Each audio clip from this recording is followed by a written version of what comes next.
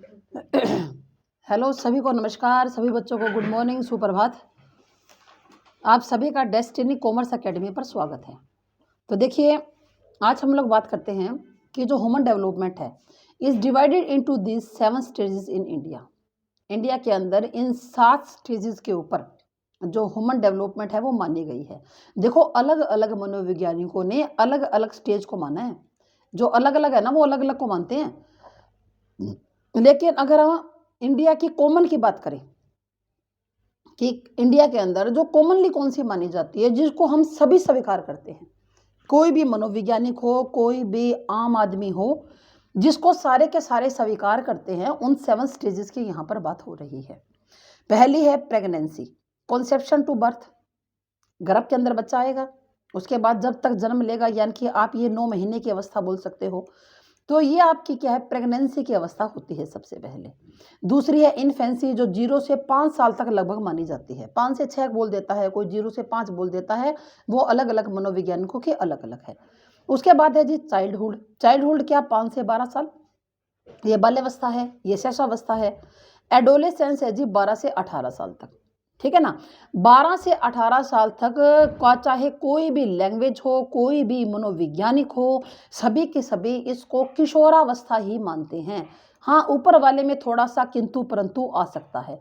किंतु परंतु क्या आ जाएगा, जैसे 0 से 6 साल तक इनफेंसी मानी जाती है। 0 से 6 साल तक क्या है भाई, इनफेंसी मानी जाती है, ठीक है। एक मिनट ठहरो भाई। हाँ जी, 0 से 6 साल तक इन्फेंसी है। अच्छा, अब इन्फेंसी 0 से 2 भी होती है। अब आप कहोगे कि मैडम 6 को माने कि 2 माने, 2 को माने, डिपेंड करता है ऑप्शन पर। ऑप्शन पर डिपेंड करेगा। जैसे आपको पूछता है कि इन्फेंसी कौन सी है, 0 से 6 है, 6 से 12 है, 12 से 18 है, या कुछ और, तो आप इसको मान लोगे। अगर आपको ये दे रहा है कि 0 से 2 है या 0 से 6 है, तो आप 2 को मानोगे, फिर आप 6 को नहीं मानोगे। इनफेंसी किसको माना जाएगा, 0 से 2 को मान लिया जाएगा, ओके। उसके बाद देखो, आ गया इनफेंसी का समझ में। उसके बाद है जी यूथ। यूथ कब होता है, 1825 यूथ होता है ये, ठीक है ना, जवान जिसको आप बोलते हैं। अडल्टहुड, व्यस्कावस्था कब आती है, 25 से 55, और ओल्ड एज है 55 से टिल डेथ, ये ओल्ड एज मानी जाती है। तो ये जो 7 है ना, 7, ये इंडिया के अंदर 7 प्रकार की जो है, वो आपको ह्यूमन डेवलपमेंट जो 7 भागों में बांटा जाता है। समझ में आई बात है। उसके बाद हम लोग हम लोग अब इसके अंदर करते हैं बात।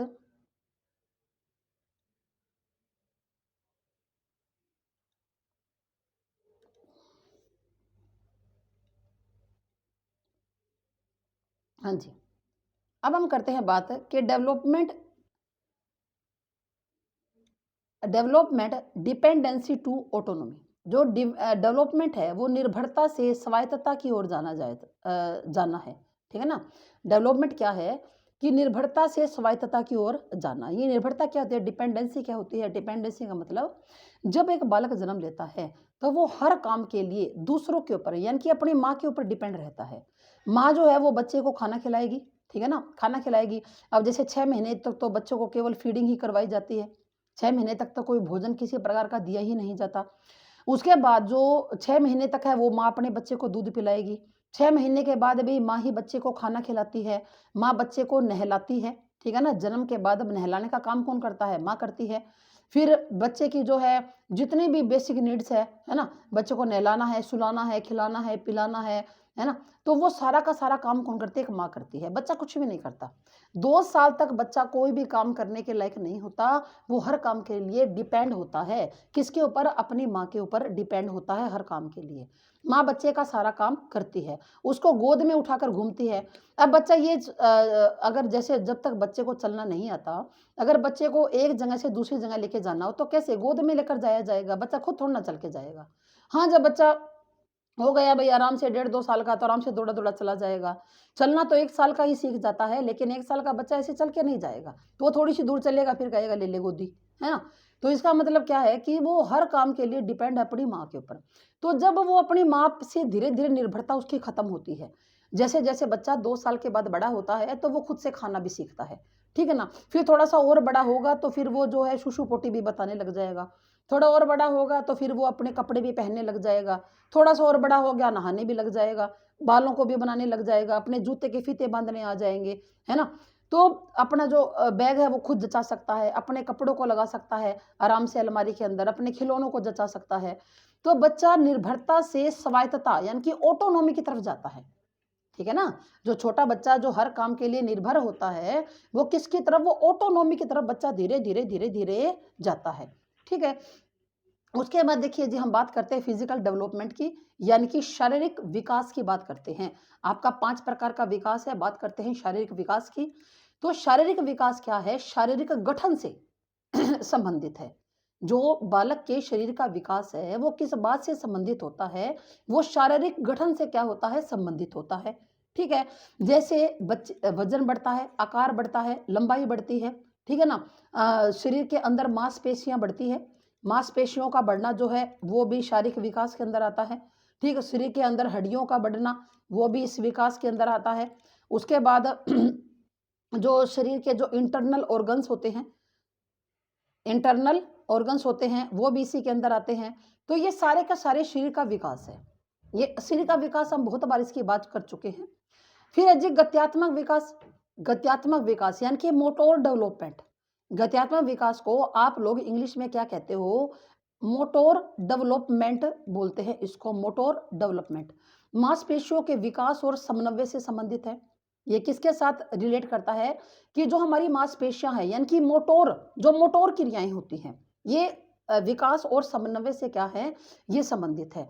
अब देखो जैसे हम लोग बात करते हैं, रुको भाई एक मिनट, हाँ जी। तो ये मोटोर किससे संबंधित है, ये मांसपेशियों के विकास और समन्वय से क्या है, ये संबंधित है। जैसे हम लोग कोई काम करते हैं, कोई का क्या, जैसे हमने फुटबॉल खेलते हैं, तो फुटबॉल कैसे खेलेंगे, अगर हमारे मांसपेशियों के अंदर वो दम होगा तभी तो फुटबॉल खेलोगे, है ना। आप लोग क्या करते हो, आप लोग क्रिकेट खेलते हो, तो क्रिकेट कैसे खेलोगे, जब मांसपेशियों के अंदर कोऑर्डिनेशन होगा। आप लोग भागते हो, रेस लगाते हो, कैसे, आपके हाथों और पैरों की मसल जो है वहां पर काम करती है। तो ये जो गत्यात्मक विकास है ये मोटोर डेवलपमेंट होता है। मोटोर डेवलपमेंट का मतलब क्या है कि जहां पर आपके हाथ और पैर, इनके माध्यम से आप लोग सीखते हो। मोटोर डेवलपमेंट क्या होता है कि जहां पर आप अपने हाथों और पैरों की मदद से सीखते हो, वो आपका गत्यात्मक विकास है, वो आपका मोटोर डेवलपमेंट है भाई। तो मांसपेशियों के विकास और समन्वय से संबंधित है कि आपकी जो मांसपेशियां है, जो मसल्स है, उनका डेवलपमेंट कैसे होगा। अब जो बालक की मांसपेशियां होती है वो कमजोर होती है, हम बच्चे के हाथ को पकड़कर भी उसको नहीं उठाते, हम कहते हैं अरे हाथ को मत पकड़ो हाथ निकल जाएगा। बच्चे के पैर को पकड़कर मत खींचो पैर निकल जाएगा, है ना। हम बच्चे की जो, मतलब जब एक बच्चा छोटा होता है तो अपनी गर्दन को भी नहीं संभाल सकता, उसकी जो गर्दन है जब हम उसको गोद में लेते हैं तो उसकी गर्दन के पीछे भी हाथ लगाते हैं, क्योंकि मांसपेशियों का विकास नहीं हुआ ना, विकास नहीं हुआ मांसपेशियों का। आप एक छोटे से बच्चे को, 2 साल के बच्चे को क्रिकेट खेलना सिखाओगे तो सीख थोड़ी ना जाएगा, वो तो अपने हिसाब से ऐसे थोड़ा मोटा खेल लेगा। क्यों, क्योंकि मांसपेशियों में समन्वय नहीं है, कोऑर्डिनेशन नहीं है भाई, ठीक है ना।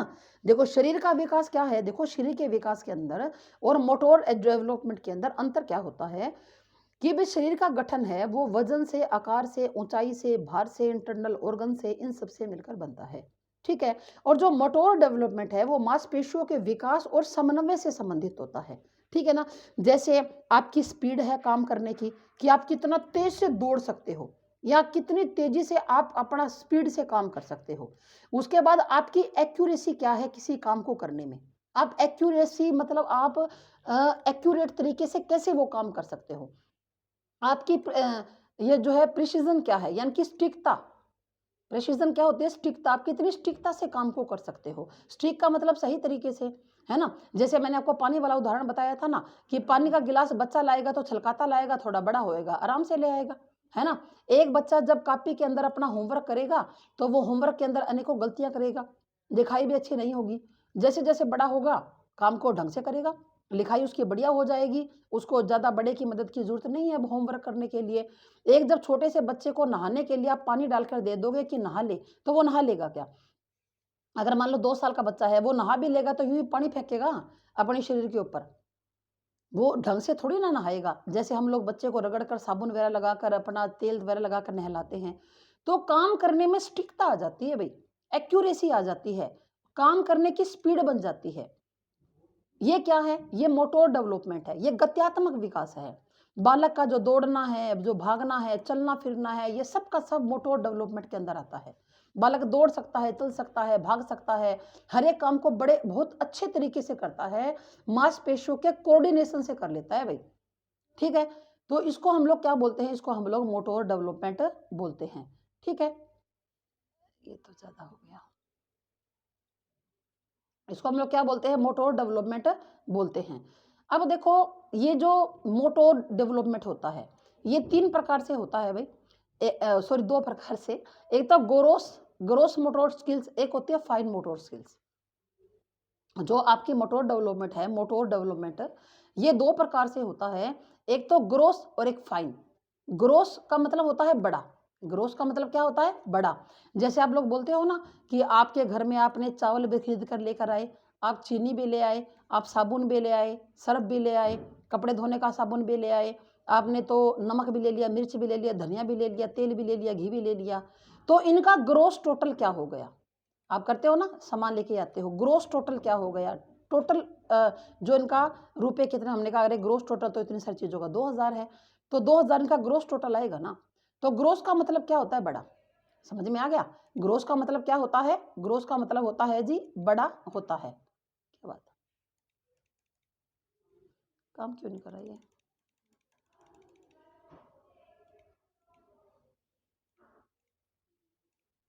चलो, ग्रोस का मतलब क्या होता है? ग्रोस का मतलब बड़ा होता है।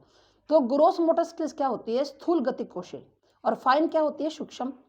ग्रोस का मतलब होता है स्थूल गति कौशल, यानी कि जिस काम को करने में आपके हाथ और जो पैर की मांसपेशियां सबसे ज्यादा काम करेगी, उसको हम लोग क्या बोलते हैं? उसको हम लोग गोरोस मोटर स्किल्स बोलते हैं। जिस काम को करने में आपके हाथ और पैर की मांसपेशियां क्या करेगी? काम करेगी। किसकी मांसपेशियां काम करेगी? हाथ और पैर की मांसपेशियां काम करेगी। वो कौन सी है? वो ग्रोस मोटर स्किल्स है। यानी कि हाथों और पैरों का सबसे ज्यादा यूज होगा, हाथ का और किसका भाई? पैर का सबसे ज्यादा यूज होगा। वो कौन सी होगी? वो ग्रोस मोटर स्किल्स होंगी, ठीक है ना? अच्छा अच्छा, जिसको करने में आपके हाथ और जो पैर की मांसपेशियां हैं वो सबसे ज्यादा काम करेंगी, वो ग्रोस मोटर स्किल्स होंगी। और जिस काम को करने में आपकी सूक्ष्म गतिक कौशल, यानी कि आपकी आंखें और आपका हाथ जो काम करेगा वो सूक्ष्म गतिक कौशल होता है।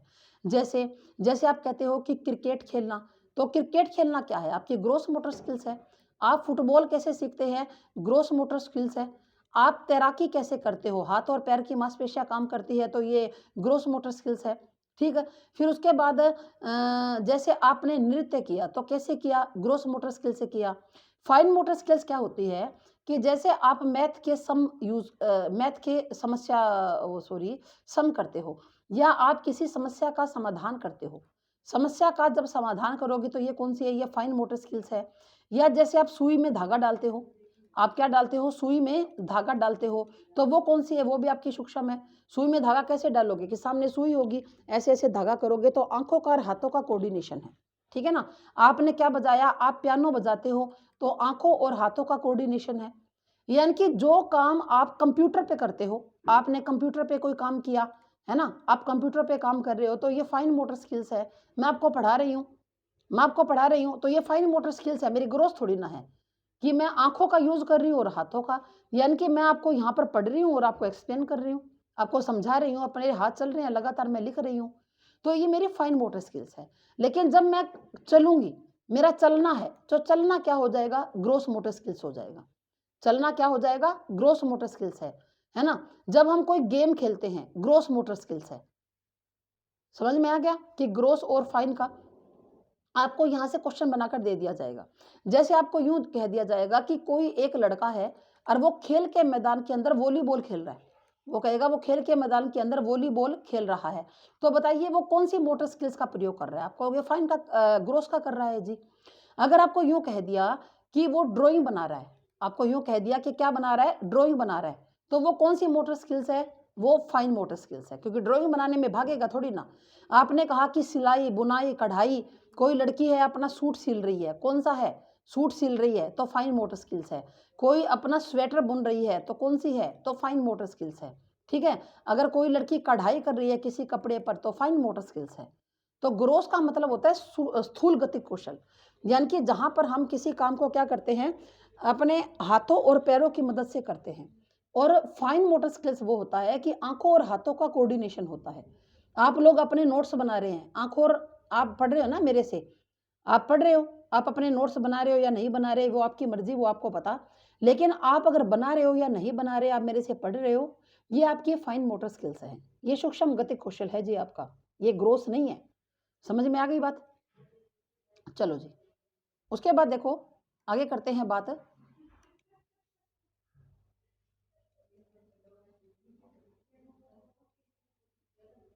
यानी कि ये किसकी ओर चलती है, ये सिंपल टू कॉम्प्लेक्स की ओर चलती है।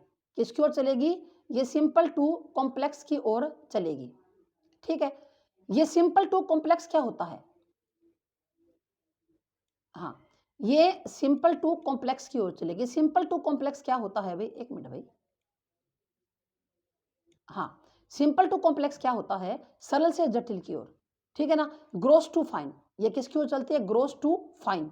यानी कि पहले कोई भी बच्चा हो वो ग्रोस मोटर स्किल्स को सीखता है, जिसको आप सिंपल या आप उसको जनरल भी बोलते हो, जिसको आप क्या बोलते हो, जनरल। और कॉम्प्लेक्स को आप क्या बोलते हो, स्पेसिफिक बोलते हो। क्या बोलते हो, स्पेसिफिक। ये जनरल टू स्पेसिफिक चलती है, ग्रोस टू फाइन चलती है। यानी कि पहले बच्चा सरल काम को सीखेगा या स्थूल कामों को सीखेगा, सूक्ष्म को बाद में सीखेगा, जटिल को बाद में सीखेगा। पूरे हाथ को हिलाना पहले सीखेगा और उंगलियों का कोऑर्डिनेशन उसको बाद में आएगा। पहले वो मोटा मोटा काम करता है, बारीक काम बाद में आता है बच्चे को करना।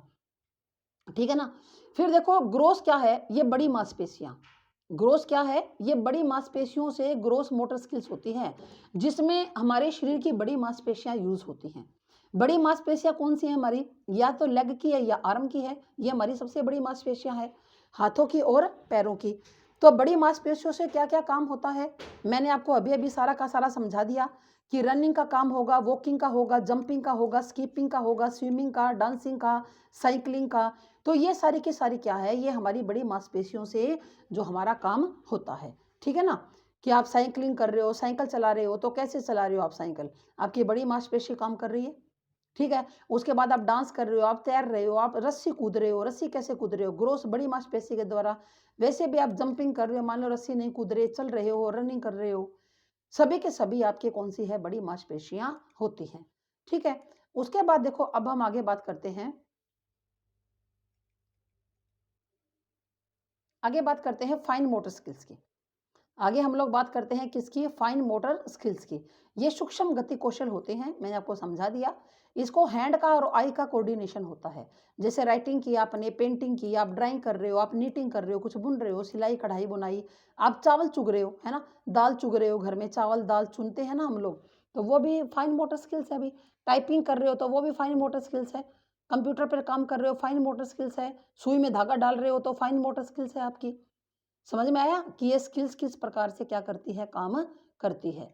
जो बड़ी मांसपेशियों का जहां पर यूज होता है वो ग्रोस मोटर स्किल्स होती है, और जहां पर छोटी मांसपेशियों का यूज होता है वो आपकी कौन सी होती है, फाइन मोटर स्किल्स होती हैं। ठीक है, अब देखो हम आगे बात करते हैं कि जो कॉग्निटिव डेवलपमेंट, अब बात करते हैं किसकी, कॉग्निटिव डेवलपमेंट की। तो मानसिक विकास और बौद्धिक विकास से संबंधित है।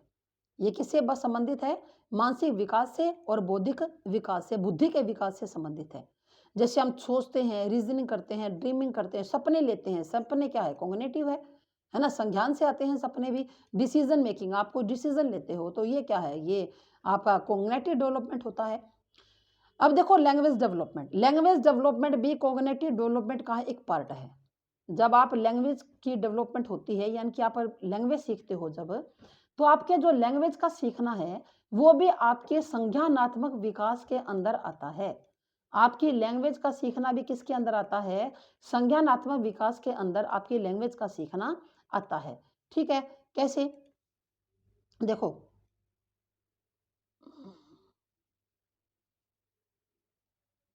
ठीक है, तो देखिए भाई, जैसे लैंग्वेज डेवलपमेंट क्या है कि भाषा का विकास बच्चे के भाषा सीखने के तरीके और उस उम्र के बारे में है जिस उम्र में भाषा के विभिन्न घटकों को सीखते हैं। ठीक है ना। लैंग्वेज डेवलपमेंट बालक के अंदर धीरे धीरे लैंग्वेज की डेवलपमेंट होती है। एक बच्चा जो जन्म लेता है वो कुछ भी नहीं बोल पाता, उसको बोलना नहीं आता। वो अपनी बात कैसे रोकर प्रकट करता है या हंसकर प्रकट करता है। अगर मान लो उसको कुछ समझाना होगा तो वो रोकर समझाएगा या हंसकर समझाएगा। लेकिन बालक के अंदर भाषा का जो विकास है वो उसके सीखने के तरीके पर डिपेंड करता है और उसकी उम्र के बारे में होता है। यानी कि जिस उम्र में बच्चे भाषा के घटकों को सीख लेते हैं। बच्चे भाषा कैसे सीख लेते हैं? बच्चे भाषा सीखते हैं अपनी उम्र के अनुसार। कैसे सीखेंगे? अपने आयु के अनुसार जो बच्चे हैं वो भाषा को सीख लेते हैं। जैसे देखो, बच्चे भाषा को कैसे सीखते हैं? अब बच्चा सबसे पहले ये नीचे वाली बात देखो, ये आपको जल्दी समझ में आएगी बजाय ऊपर वाली के। बच्चा क्राइंग, जब एक बच्चा जन्म लेता है तो केवल क्राइंग करता है, ये भी बताऊंगी, रुको एक बार। बच्चा जन्म लेता है तो क्या करता है? क्राइंग, वो केवल रोता है। बच्चा अपनी बात को रोकर ही प्रकट करेगा। कोई भी उसको दुख होगी, तकलीफ होगी, खाना होगा, सोना होगा, वो रोएगा। जैसे बच्चे को भूख लगी है, रोएगा। बच्चे को सोना है तो वो रोएगा। है ना, हम लोग बोलते हैं ना, अरे ये सोने के लिए रो रहा और कुछ नहीं, मतलब ये इसको सोना चाहता है। ठीक है ना। बच्चा जब उठता है तब भी ज्यादातर कई बच्चे तो रोते हैं, तो हर काम के लिए वो रोएगा, तो ये क्राइंग है। उसके बाद बच्चा कूइंग करता है, कूइंग, इसको क्या बोलते हैं? कूइंग। 6 हफ्ते का बच्चा क्या करता है? कूइंग करना शुरू करता है। जैसे यूं करता है, ऐसे करते हैं ना बच्चे, आ ऊ, ये कूइंग होता है। बच्चा क्या करता है? कूइंग। उसके बाद है बेबलिंग, यानी कि बच्चा जब यूं बोलता है च च च च च च प प प प प प प प the the the the the the the the the, ये क्या होती है? ये बेबलिंग होती है। ये क्या होती है? बेबलिंग, यानी कि बड़बड़ाना। 6 महीने का बच्चा बड़बड़ाता है। समझ में आई बात आपको कैसे बताया? पहले जब जन्म लेता है तो बच्चा केवल क्राइंग करता है, रोता है और कुछ नहीं करता। रोने के अलावा उसको कुछ भी करना नहीं आता। लेकिन वो 6 हफ्ते का यानी कि लगभग 1.5 महीने का हो जाता है तो वो कूइंग करता है। आप उसके साथ बात करोगे वो यूं करेगा, कुछ कुछ आवाज निकालेगा मुंह से, ऐसे करेगा, आवाज निकालेगा मुंह से कुछ कुछ, तो ये कूइंग है। बेबलिंग होता है जब बच्चा वर्णों को बोलता है, जैसे च च प प प द द द द मम ऐसे करता है, तो ये बेबलिंग है। फिर बच्चा वन वर्ड करता है। कौन सी स्टेज के अंदर करता है? एक शब्द 1 साल की उम्र के अंदर। जब बच्चा 1 साल का हो जाता है तो लगभग 3 से 4 वर्ड बच्चा बोलना सीख जाता है। जैसे दादा, दे, ले, पापा, ऐसे 3 से 4 वर्ड बच्चा बोलता है। कब? जब वो बच्चा कितना होता है? 1 साल का हो जाता है। उसके बाद 2 वर्ड, या इसको टेलीग्राफिक स्पीच भी बोलते हैं। आप इसको 2 वर्ड भी बोल सकते हो या टेलीग्राफिक स्पीच भी बोलते हैं। ये 18 से 24 महीने का बच्चा करता है।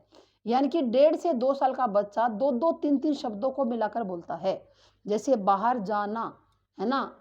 ये खाऊंगा, पीऊंगा, मैं बैठूंगा, मैं नहाऊंगा। मतलब 2-2, 3-3 शब्दों के बीच को उनको जोड़ना बच्चा सीख जाता है। इसको क्या बोलते हैं? इसको 2 वर्ड या टेलीग्राफिक स्पीच भी बोलते हैं। इसको क्या बोलते हैं? 2 वर्ड या टेलीग्राफिक स्पीच भी इसको बोला जाता है। तो देखो, बच्चा क्राइंग करता है, कूइंग करता है, बेबलिंग करता है, 1 वर्ड स्टेज है 1 साल की, और 2 वर्ड या टेलीग्राफिक है जी 18 से 24 महीने, यानी कि 2 साल तक का बच्चा, 1.5 से 2 साल तक का बच्चा। अब बच्चा जो लैंग्वेज सीखता है उसको 4 प्रकार की कहा जाता है। क्या? एक तो फोनेनिम, एक मोर्फेम, एक कहा जाता है सिंटैक्स और एक सिमेंटिक्स। तो ये 4 प्रकार से बच्चा लैंग्वेज सीखता है, चारों को आपने याद रखना है। तो ये जो फोनेमिम होता है, फोनेमिम होता है, ये स्मॉलेस्ट यूनिट ऑफ साउंड है। जैसे जब बच्चा क्या करता है, जब यूँ करता है ना, च च च त त त प प प प, इसको फोनेम बोला जाता है। इसको क्या बोला जाता है? फोनेम बोला जाता है, यानी कि स्मॉलेस्ट यूनिट ऑफ साउंड है। आपसे यूँ पूछ लेगा कि बच्चा जब बिल्कुल साउंड निकालना स्टार्ट करता है, बिल्कुल थोड़ी-थोड़ी, तो ये बताइए इन चारों में से क्या है? फोनेम है, मोर्फेम है, सिंटैक्स है या सिमेंटिक्स है? तो आप क्या मान लोगे यहाँ पर? ये फोनेम है। ये क्या है? ये फोनेम है।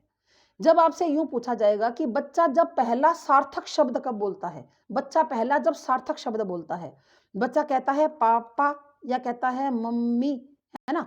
तो पहला सार्थक शब्द जो बोलता है उसको कौन-सी लैंग्वेज कहा जाता है? इसको मोर्फेम कहा जाता है। इसको क्या कहा जाता है अभी? मोर्फेम कहा जाता है। देखो भाई, फोनेम क्या होता है? स्मॉलेस्ट यूनिट ऑफ साउंड है, जिसका कोई अर्थ नहीं होता।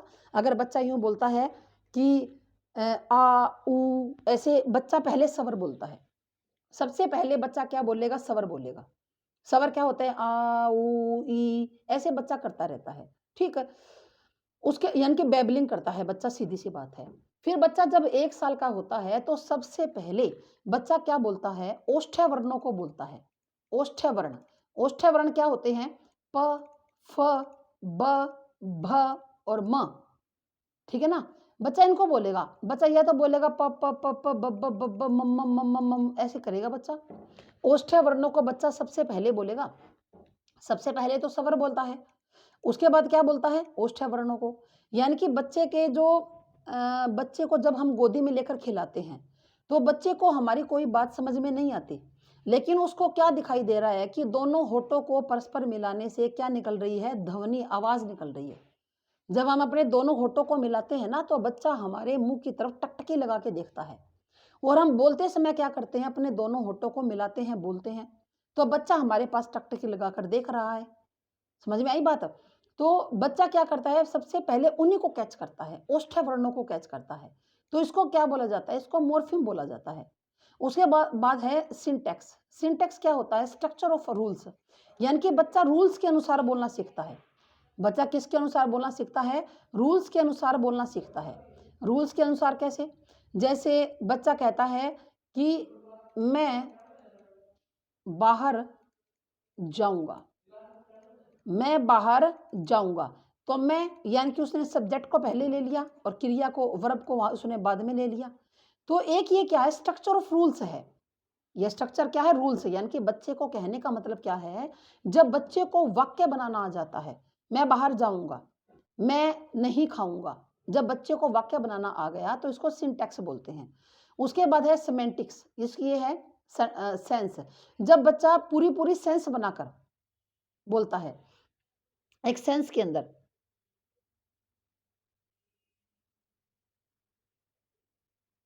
मेरे ख्याल से ऐसे होगा, 1 मिनट ठहरो।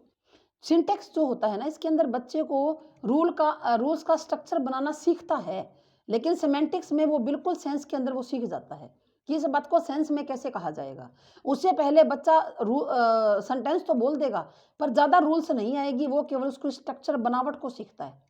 बनावट को सीखता है। जैसे बच्चा कई बार यूँ बोल देता है ना कि जाऊँगा मैं, तो हम कहते हैं नहीं, मैं जाऊँगा, ऐसे बोलते हैं। जाऊँगा मैं नहीं होता, मैं जाऊँगा, ठीक है ना?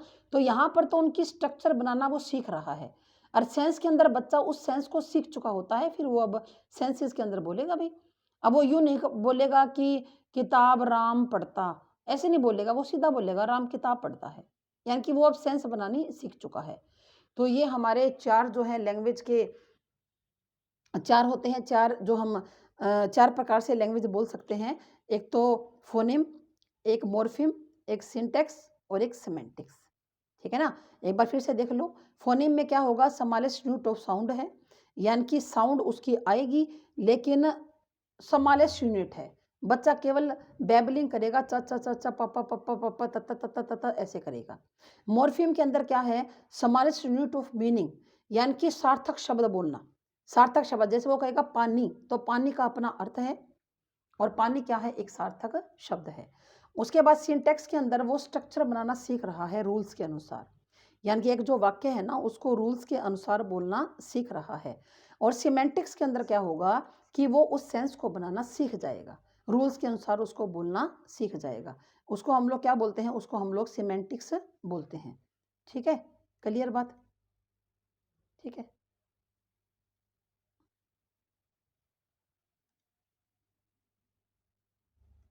हाँ जी। तो वोकैब के बारे में प्रोफेसर स्मिथ क्या कहते हैं? प्रोफेसर स्मिथ कहते हैं कि भई जो 1 साल का बच्चा है, वो 3 वर्ड्स ही बोलता है। ऐसा प्रोफेसर स्मिथ कहते हैं कि जो 1 साल का बच्चा है, वो कितने वर्ड बोलेगा? वो केवल 3 वर्ड्स को ही बोलता है। 2 साल का जो बच्चा होता है, वो 272 शब्दों को बोलता है। कितने? 272 शब्दों को। देखो 1 साल के अंदर उसकी जो वर्ड जो पावर है, वो इतनी ज़्यादा हो जाती है। 3 साल का बच्चा 900 प्लस शब्द बोलता है, 4 साल का 1600 प्लस और 5 साल का 2072 शब्दों को बच्चा बोल सकता है। 5 साल का बच्चा जो होता है वो 2072 शब्दों को बोल सकता है। इसको याद कर लेना वोकैब को। 1 साल का बच्चा 3 शब्द बोलता है, 2 साल का 272, 3 साल का 900 प्लस, 4 साल का 1600 प्लस और 5 साल का 272 प्लस शब्द जो है वो बच्चा बोल सकता है। ठीक है ना? इतनी जो बच्चे के अंदर जो शब्दावली है यानी कि वो बच्चे के अंदर आ जाती है। ठीक है ना? फिर देखो जो सोशल डेवलपमेंट है वो बच्चों के व्यक्तित्व के ऊपर संस्कृति का और सांस्कृतिक प्रभावों के बारे में है कि जो संस्कृति है हमारी, जिस संस्कृति के अंदर बच्चे ने जन्म लिया है, कैसा समाज है, उसका बच्चे के ऊपर प्रभाव पड़ता है। ठीक है ना? जो कल्चर होती है ना हमारी कल्चर, तो कल्चर के अनुसार बच्चा बात करता है, जैसे कल्चर में बच्चे ने जन्म लिया है। अगर बच्चे ने ऐसी कल्चर के अंदर जन्म लिया है जो एडवांस है, यानी कि जो अमेरिका में, कनाडा में जो पलने-बढ़ने वाले बच्चे हैं, वो कुछ एडवांस सोचते हैं, भारत में पढ़ने वाले बच्चों का थोड़ा-सा इतना एडवांस नहीं होता, तो संस्कृति का प्रभाव पड़ता है। वाटसन कहता है कि एक तो भय, एक क्रोध, एक प्यार, ये जन्म से ही बालक में होता है। बालक को भय लगता है, क्रोध भी आता है ना? जैसे आप बच्चे को तंग कर रहे हो बार-बार, तो बच्चे को गुस्सा आ जाएगा, वो ज़ोर-ज़ोर से रोएगा गुस्से में भर के। और भय, अगर आप आवाज़ कर रहे हो, भयंकर ज़ोर से बोल रहे हो, तो बच्चा डर भी जाता है और बच्चे को प्यार का तो ख़ैर पता ही है। तो वाटसन का कहना है, वाटसन जो कि व्यवहारवाद के जनक है, वाटसन को क्या कहा जाता है? व्यवहारवाद का जनक कहा जाता है। ठीक है ना? तो ये कहते हैं कि भय, क्रोध और प्यार बालक के अंदर जन्म से ही होते हैं। क्या? एक तो भय, एक क्रोध और एक प्यार। ठीक है ना? ये बालक के अंदर जन्म से ही होते हैं। ठीक है, क्लियर? अब नेक्स्ट क्लास में हम लोग क्या करेंगे? नेक्स्ट क्लास में हम लोग करेंगे कि ऐसे कौन से फैक्टर्स हैं जो डेवलपमेंट को इफ़ेक्ट करते हैं, जो डेवलपमेंट के ऊपर प्रभाव डालते हैं, ऐसे फैक्टर के बारे में हम लोग करेंगे जी बात। Factor affecting development. ठीक है, क्लियर? तो चलिए जी, आपका थैंक यू सभी का, धन्यवाद। जय हिंद, जय भारत।